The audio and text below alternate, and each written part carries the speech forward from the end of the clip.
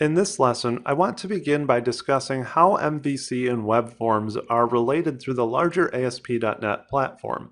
Developers who have only been exposed to one framework or the other might not fully understand what it means to say that both are built on top of a shared infrastructure.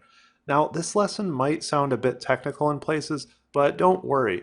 As long as you understand the high-level concepts, that's more than enough for the purposes of this course. ASP.NET is a powerful web development platform that offers many features regardless of which framework you use on top of it. Features like session, HTTP handlers and modules, routing, and other infrastructure are provided by this core platform. On top of ASP.NET sits both MVC and Web Forms, which can utilize these services. Let's look more closely at how this architecture works. Whether you decide to use MVC or Web Forms, every application built on ASP.NET has an underlying application lifecycle. At a very high level, this lifecycle is a series of events that are triggered with every request. Vital components called HTTP modules hook into these events to provide some of the core services and features I mentioned earlier, such as routing, session, and caching. Multiple modules can act upon and support a single request.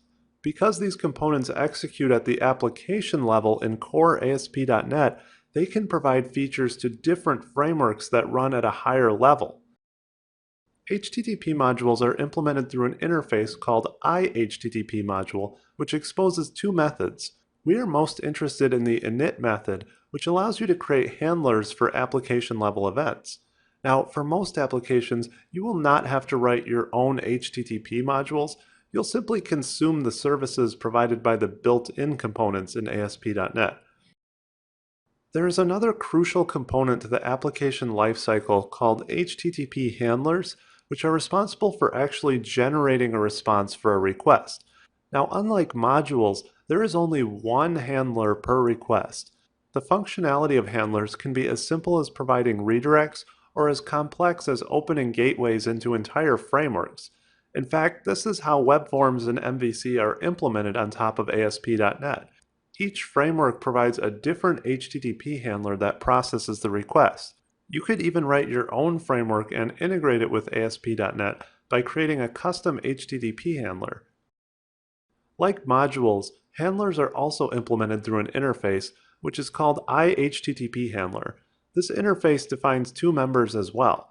Process request is extremely important and is the method that jumpstarts the Web Forms or MVC pipelines. For example, in MVC, this is ultimately the method that begins the process of building a controller to handle the response. So where do HTTP handlers plug into this application lifecycle that we just looked at? Modules respond to various events in this cycle to supply services, but handlers are executed by ASP.NET specifically between the pre- and post-request handler execute events, which in our case is the transition point into either Web Forms or MVC. This means that almost everything that happens in your application actually occurs during this small segment of the larger ASP.NET lifecycle.